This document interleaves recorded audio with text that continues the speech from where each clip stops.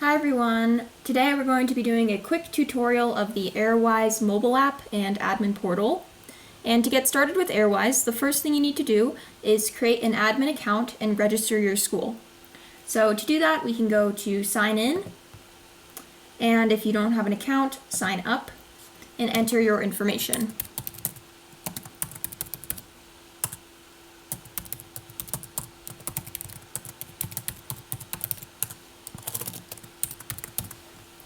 Okay, so now that I've typed in my info, I'm going to select Create Account, and you'll see that an email is sent to the email address I provided, and you'll need to click on the link in that email to verify your email so that you can finish creating your account.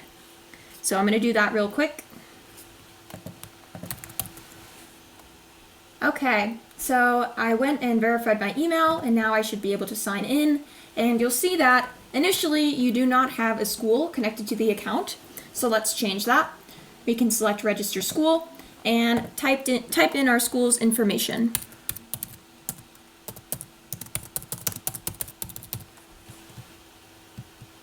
Okay, so now that I've typed in my school's information, I can create the school. And you'll see that right away the school is created and our dashboard looks a lot different now. So we can see an overview of our school. Here's the name and then all of the members in the school, which for now is just me. We see a school invitation code here and a box that allows you to promote a school user to an admin role. So let's start with this school invitation code. This is what allows teachers and maintenance to join your school through the Airwise app. So let's demonstrate that. You can click this to look at the code and copy it here. So what we're going to do now is create a new teacher account through the app. The way that's going to work is you open up the app, select create your account, and type in your information.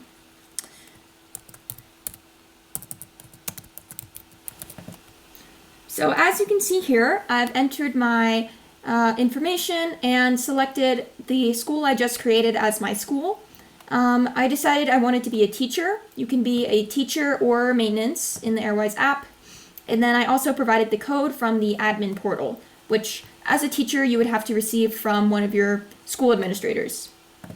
So I'm going to click register here, and you'll see that you also need to verify your email on the app side as well. So I'm going to do that and I'll be right back. All right, we're back and I have verified my email. So let's sign in. On the home page, we can see the sensor reading from our school. This reading is being collected inside our school. Not every school is going to have an indoor sensor, but this one does. So we see that here. And it looks like the air quality is pretty good, which is great. If we want to learn more about the pollutants that our sensor is picking up, we can click on this link here, which shows us the pollutants that our sensor is reading. Depending on the school and also the air quality conditions, you might see different pollutants show up here. We can also learn about what the AQI category means. So good means that the air quality is satisfactory and we don't need to do anything about it. We can also look at the outdoor sensor. We can see that at this school, the outdoor air is a little bit worse than the indoor air, and the dominant pollutant is NO2. If you scroll down on the home page, there are two important links, the action plans page and the tasks page. Let's start with the action plans. You can click on it here to get to the page, or you can select it from the menu bar down here. Now, the action plans are triggered from the sensor data when readings exceed the recommended limits. So right now, these are actually fake just for the purpose of this tutorial.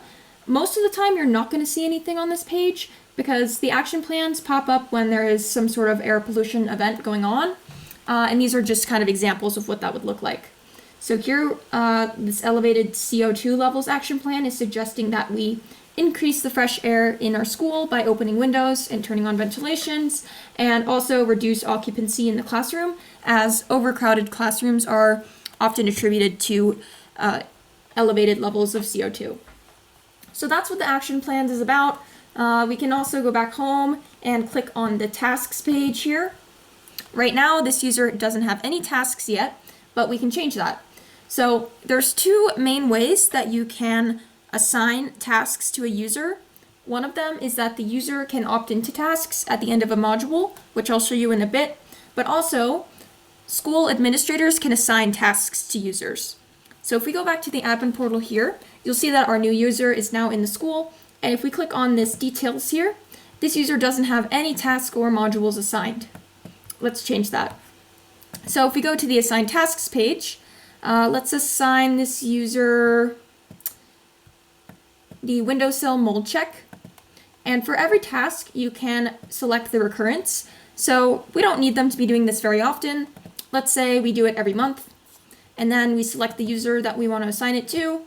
You can assign it to yourself if you'd like, but for now I'm just going to assign it to this new teacher and select assign tasks. It looks like it worked. So if I reload this page here, our new task is going to show up. You can complete a task by marking it as complete, and then you'll see it show up in your completed. One more thing about tasks is that there's a few different types. So urgent tasks are marked as urgent, and they will show up here in red. And then tasks that are past due are tasks that have been assigned over a week ago and the user hasn't completed yet, so they show up at the top. You can also manage your tasks to opt out of them if you no longer want a recurring task to keep showing up in the app. So moving on, we've looked at the home page and the tasks page and the action plan page. This user doesn't have any modules yet, so let's actually assign them some through the admin portal real quick. We can see all of the modules in our app right now, and let's say we want to give this user the how to use the Airwise app module and the CO2 basics module. So we select those here, select the user, assign them, and looks like they were assigned successfully. Let's check. So in the Learn tab of the app, you can see that these two modules were just assigned to us, and they appear at the top of this page in the Modules for You section. If you scroll down, you can see all of the other modules in the app, and if users want to, they can opt into these modules if they sound interesting. So maybe this user wants to know a little bit more about ventilation, they can select Start Module here, and then it's going to move up into our assigned modules section up here. For the purpose of the tutorial, let's do the how to use the Airwise app module. So to begin, we click Start Module.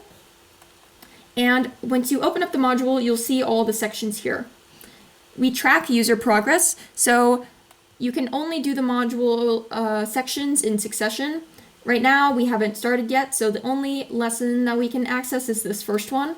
Let's click on that. So here we see an introduction to the module, and to go to the next page, you just click Next. If you want to go back, you click Back. You'll notice with these modules that they're all quite short. That's by intention. We know that school staff already have a lot on their plate, and so we wanted to make these sort of bite-sized. And additionally, as I said, we track user progress. So if you leave the module, you can see that I got about halfway through. I can now close the app, go do other things, and come back later and pick up where I left off. So I'm just going to click through the rest of this really quick.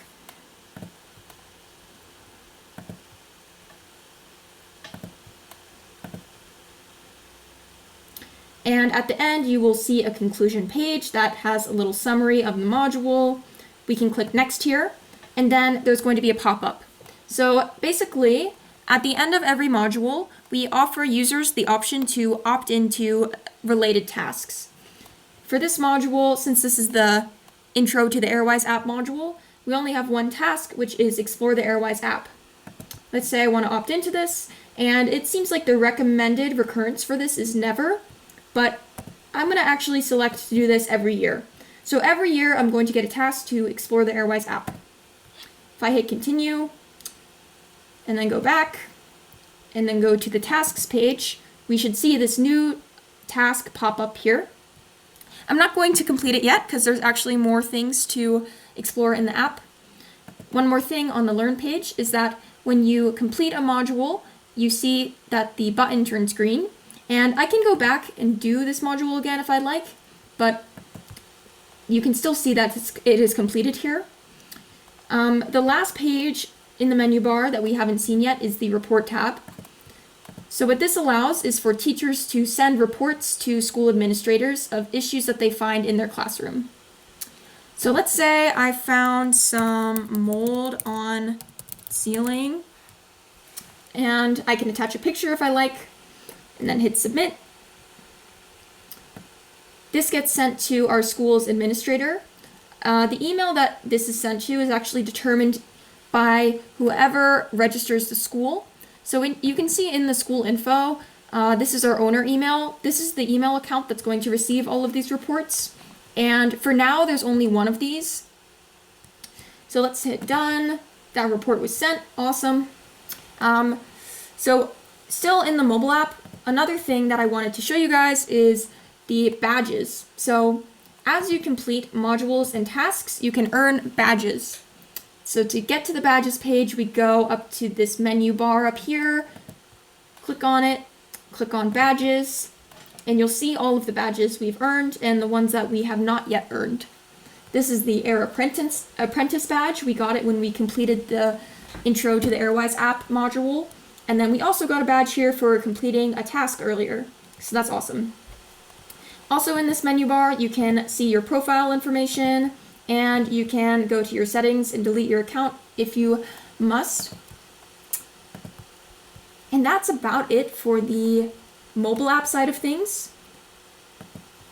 Going back to the web admin, there's a few more features that I wanted to show.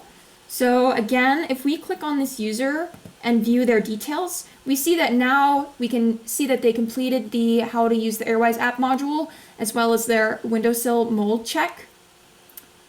So that's a great way for school administrators to check and see that school staff are actually doing the modules and tasks that have been assigned to them. You can scroll down either on the school info page or also on the home page. You can do this. There's a promote user to admin box. What this allows you to do is type in an email of a user at your school and promote them to an admin. So you'll see that this teacher, we just logged into their account through the app here, they're now an admin. So what they can do is log into the school's admin portal with their normal account credentials and see all of the things that are on this admin portal. Moving on, there's an account page in the admin portal which allows you to edit your name if you like, log out, delete your account if you need. And that wraps up everything that I wanted to show on the admin portal. If you have more questions, you can always look at this Learn More page. It has a lot of information, not only about our app and admin portal, but also the background for this project and the sensor readings, as well as some information about our team and how we built this project. So that's it for the tutorial. I hope you guys enjoyed it. Thank you for watching.